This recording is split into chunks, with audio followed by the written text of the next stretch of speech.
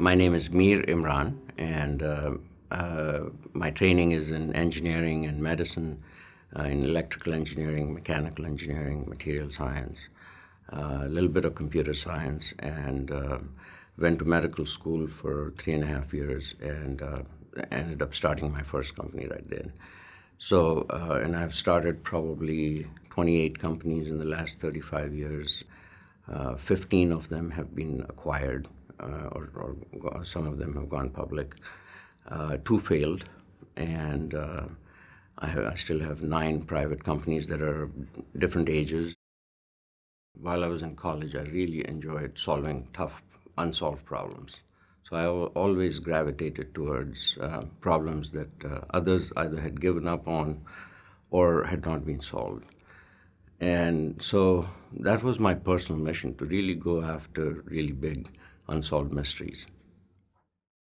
My strengths were, of course, in engineering, both in electrical engineering and mechanical engineering. But I also had gone to medical school for 3 years, so I had some medical training. So I felt very confident that I could solve the scientific and technical problems in my first venture, where we were developing the first implantable defibrillator. But of course, I was 24 years old, so I had a lot of weaknesses that I didn't even realize were weaknesses, of course. And many of them were related to business, finance, business, accounting. I didn't know what a balance sheet and income statement were. There were gaps in my knowledge that I had to fill quickly.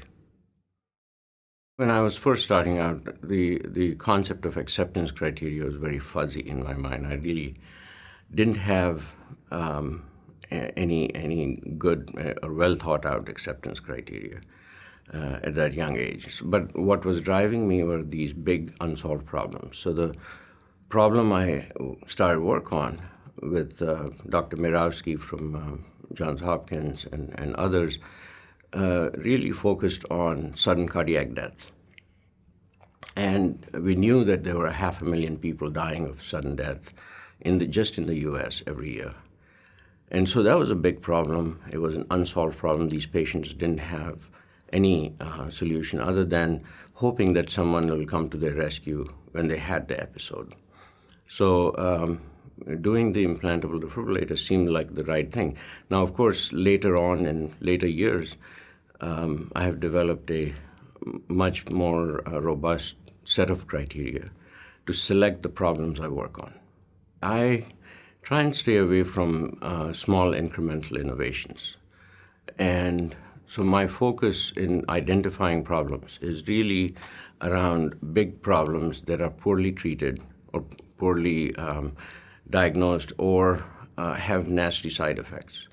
When you're going after disruptive innovations that redefine the problem and create new solutions from that redefinition of problem, you're generally in a less crowded intellectual property space. And the bigger the improvement in outcomes, FDA actually works with you because they want to see dramatic improvements in patient outcomes. The payers are more willing to cover your new innovation. So there are a number of advantages or benefits that accrue from going after these poorly solved problems that impact a lot of people. Choose problems that are worthy of solution. You really want to hitch yourself to problems that are really significant, and that's what will create your career.